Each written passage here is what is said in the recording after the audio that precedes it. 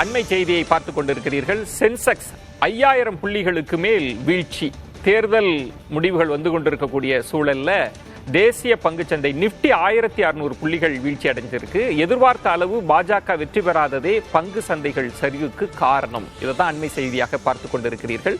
Sensex 5000 புள்ளிகளுக்கு மேல் வீழ்ச்சி. உத்தரப்பிரதேச, மகாராஷ்டிராவில் இந்தியா கூட்டணி அதிக இடங்கள்ல முன்னிலை பெற்றிருக்கிறது. தேர்தல் முடிவுகளுக்கும் பங்கு சந்தை புள்ளிகளுக்கும் ஒரு தொடர்பு இருப்பதை இந்த செய்தி நமக்கு உணர்த்துகிறது. தேர்தல் முடிவுகள் எதிரொலியாக இந்திய பங்கு சந்தையில் கடும் வீழ்ச்சி. மும்பை பங்கு சந்தையின் சென்செக்ஸ் 5000 புள்ளிகளுக்கு மேல் வீழ்ச்சி அடைந்திருக்கிறது. அதை தான் அண்மை செய்தியாக பார்த்துக் கொண்டிருக்கிறீர்கள்.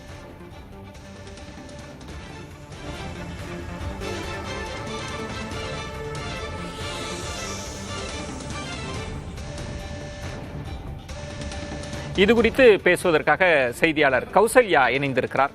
பங்கு சந்தை வீழ்ச்சி இது குறித்த கூடுதல் தகவல்களை வழங்குங்கள். வணக்கம் விஜயன், நீங்க சொன்னது கரெக்ட் தான். இன்னைக்கு நம்ம மட்டும் இல்ல, இந்தியா மட்டும் இல்ல, உலகமே உற்று நோக்கிற மக்களவை தேர்தலோட முடிவுகள் வெளியாகிட்டு இருக்கு. இதுதான் பங்கு சந்தையில எதிரொலிச்சிருக்கு அப்படின்னே சொல்லலாம்.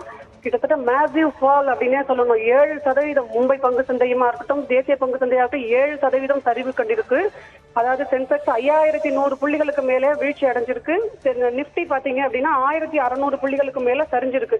இதுக்கு முக்கியமா காரணம் அப்படின்றத நீங்க ஏற்கனவே குறிப்பிட்ட மாதிரி உத்தரப்பிரதேஷ், மகாராஷ்டிரா ஆகிய மாநிலங்களை பாத்தீங்க அப்படின்னு சொன்னா ட்ரெண்ட் ரிவர்ஸ் ஆகி எதிர்பார்த்ததை விட இந்தியா கூட்டணி முன்னிலையில இருக்காங்க. இப்போ அதே போல மேற்கு வங்கத்துல திரிணாமுல் காங்கிரஸ் முன்னிலையில இருக்காங்க.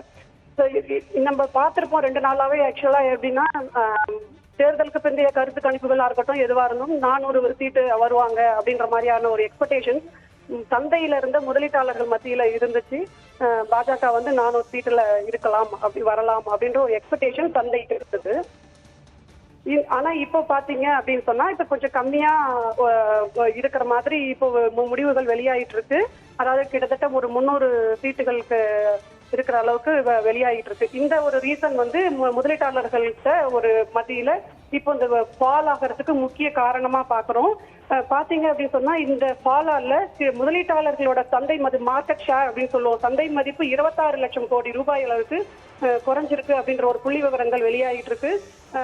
அதாவது பொதுத்துறை நிறுவன பங்குகள் எல்லாமே நேற்று. நன்றி கௌசல்யா, கூடுதல் தகவல்களை வழங்கியதற்கு நன்றி.